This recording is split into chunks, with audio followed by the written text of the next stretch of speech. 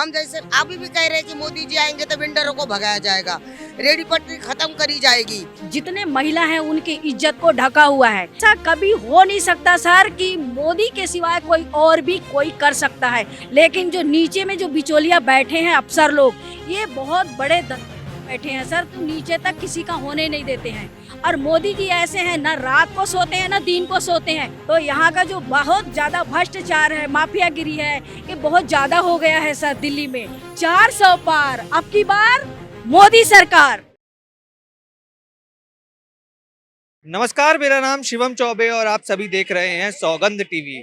आज हम मौजूद हैं दिल्ली के जनपथ इलाके में। बात करेंगे, यहाँ कुछ महिलाएं हमारे साथ हैं, वो बताएंगी कि क्या बीते 10 सालों में विकास कार्य हुए हैं और नरेंद्र मोदी की सरकार दोबारा आ रही है, या फिर जैसा विपक्षी नेता, तमाम बड़े बड़े नेता जो इंडिया अलायंस से जुड़े हुए हैं, जैसा कि वो बता रहे हैं कि अब की बार 400 पार के सपने तो दूर, 200 सीटें भी नहीं आ रही हैं भाजपा की।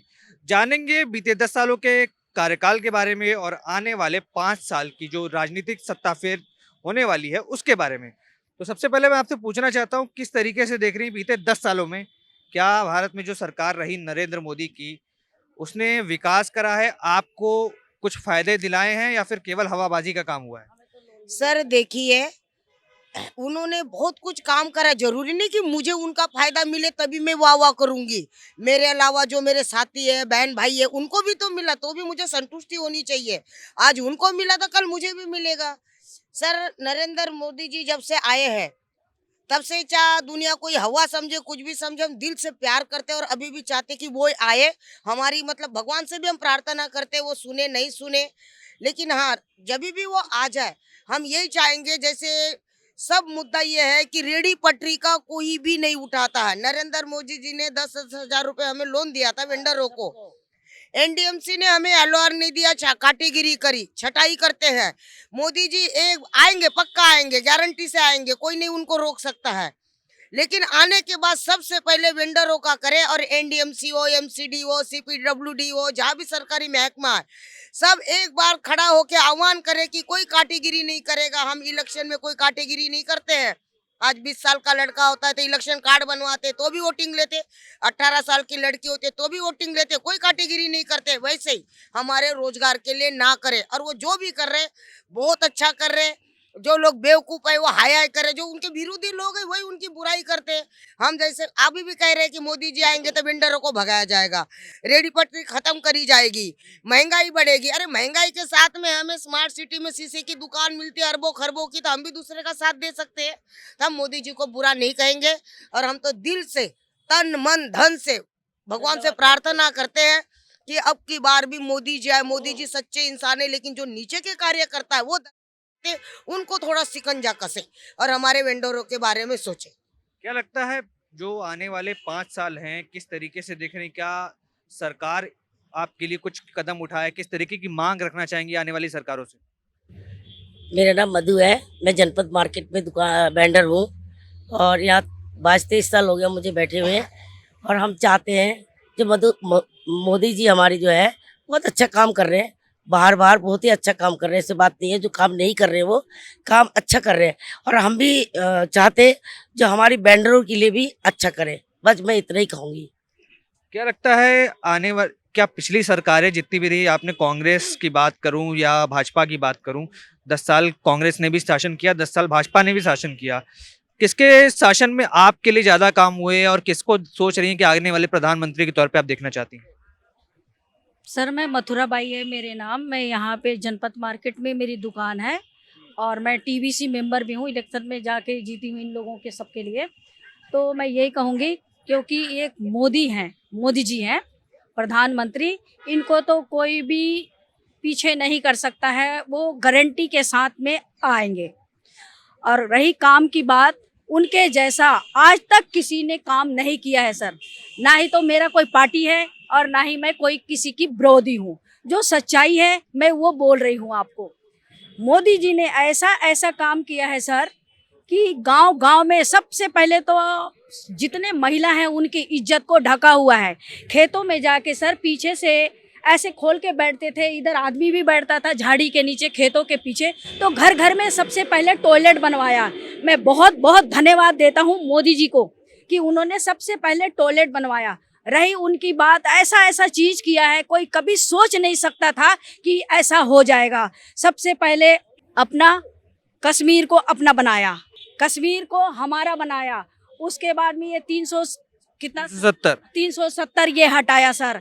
उसके बाद ये 3 तलाक हटाया। जिसकी बेटी शादी होके जाती है और उसको 3 बार तलाक कहने के बाद वो बोल देता है, घर से निकल जाता है, उसके दिल से पूछिए, उसकी माँ बाप फांसी भी लगा लेता है कि मेरे बेटी को छोड़ दिया ऐसे करके। तो मैं उसके लिए भी मोदी जी को मैं धन्यवाद देना चाहती हूँ कि 3 तलाक हटा दिया। और कभी ऐसा कभी हो नहीं सकता सर कि मोदी के सिवाय कोई और भी कोई कर सकता है। जो इतना बड़ा, कितना 70 साल, कितने साल थे वो हमारा राम मंदिर हमारे जो देश का जो शान है और उसी का पहचान है। भगवान राम लोग यहाँ पे पहले थे हमारे भारत में और वो राम मंदिर बनाया सर। तो इसीलिए सबको, और ना ही ना वो कोई भेदभाव नहीं कर रहे हैं। जितने मुसलमान भाई लोग हैं उनके सारे बेटियों को अच्छे से कंप्यूटर सिखा रहे हैं, उनके लिए मकान बना रहे हैं, उनके लिए बेटियों के शादी करा रहे हैं। तो उनके जैसा अच्छा कोई नहीं होगा सर। और रही रेडी पटरी की बात सर, ये जो वेंडरों की 10,000 का जो सौनिधि, मोदी जी का कोई कसूर नहीं है सर। वो तो एक एक चीज हमारे तक लेके आ रहे हैं। लेकिन जो नीचे में जो बिचौलिया बैठे हैं अफसर लोग, ये बहुत बड़े दल बैठे हैं सर, तो नीचे तक किसी का होने नहीं देते हैं मिला जुला के।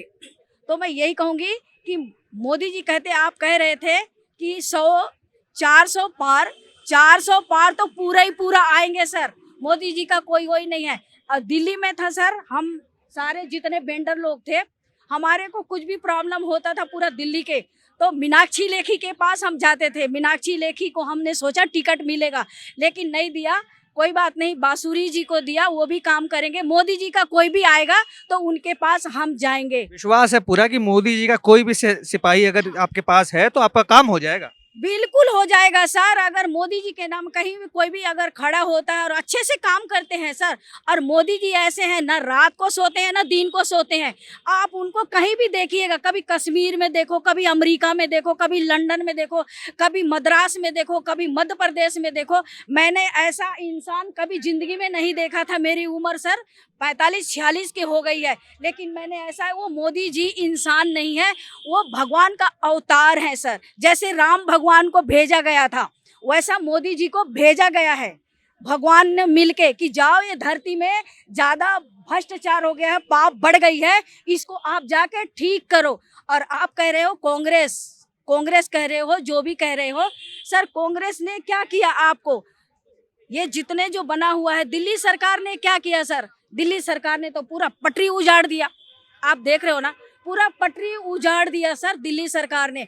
अगर दिल्ली सरकार को जरूरत होती है कि मेरे को इतने करोड़ मुझे चाहिए, तो वो मोदी जी के पास कहते हैं चाबी है, सबका चाबी मोदी जी के पास है। तो वो दरवाजा को एक बार अगर खड़े होते ना केजरीवाल जी, तो पूरा दुनिया वो दरवाजा को तोड़ने जाता सर। लेकिन केजरीवाल सर ऐसा नहीं कर रहे हैं, वो अपने लिए देख रहे हैं, हम लोगों के लिए नहीं देख रहे हैं सर। अगर हम कहते हैं कि हमारे जितने रेडी पटे सब रोजगार वाले हैं सर, कोई पकोड़ा तल रहा है तो कोई पटरी लगा रहा है, कोई कपड़ा बेच रहा है, कोई मोबाइल बेच रहा है, ये सब उनका रोजगार है। तो हम ऐसा नहीं कहेंगे हमको रोजगार दिया है। यहाँ पे हम लोगों को 30-32 साल हो गया सर काम करते हुए, 30-32 साल हो गया काम। अभी तक बहुत लोगों को यहाँ पे एनडीएमसी एरिया में भेदभाव हो रही है। देखो, मैं हैंडीकैप हूँ और मैं खुल के सोशल वर्कर की काम करती हूँ और मैं कोई उससे नहीं जुड़ी हूँ सर। तो मैं यही कहूँगी कि एनडीएमसी को मोदी सरकार बोले कि किसी के साथ भेदभाव मत करे, या विकलांग को दे, सिकलांग को दे, विधवा को दे, सभी को 10,000 का स्वनिधि का लोन दे। ऐसे नहीं कि शकल देख देख के किसी को दे। तो यहाँ का जो बहुत ज़्यादा भ्रष्टाचार है, माफियागिरी है, ये बहुत ज़्यादा हो गया है सर दिल्ली में।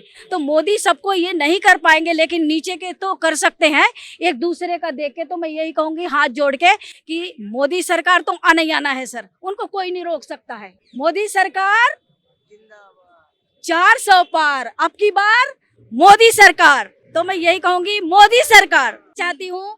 12 तारीख को आपने सभी जितने युवा लड़का को आपने लेटर दिया है, सीआरपी का, पुलिस का, तो मैं मथुरा बाई, मेरा बेटा कुंदन कुमार को आपने पुलिस का लेटर दिया है 12 तारीख को। ये कौन सा महीना चल रहा है सर? तीसरा। तीसरा महीना में 12 तारीख को बहुत बहुत धन्यवाद सर। मैं अपने बच्चों को रेडी पटरी में पढ़ा के काम कर करके मैं अपने बच्चों को कामयाबी किया। मैं आपको 10 बार 50 बार दूंगी, वो भी कम है। बहुत बहुत धन्यवाद मोदी सरकार।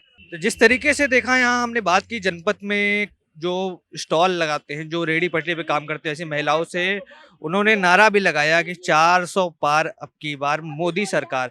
उनकी कुछ शिकायतें, कुछ मांग उन्होंने अपने सामने कैमरे के सामने रखी और बताया कि किस तरीके से मोदी का काम तो पसंद आ रहा है पर नीचे के जो बिचौलिए हैं उनसे कुछ समस्या है। इस तरह की तमाम खबरें हम आप तक पहुंचाते रहते हैं। हमें सब्सक्राइब करें, देखते रहे सौगंध टीवी। धन्यवाद। आप देख रहे हैं सौगंध टीवी, सौगंध वतन की।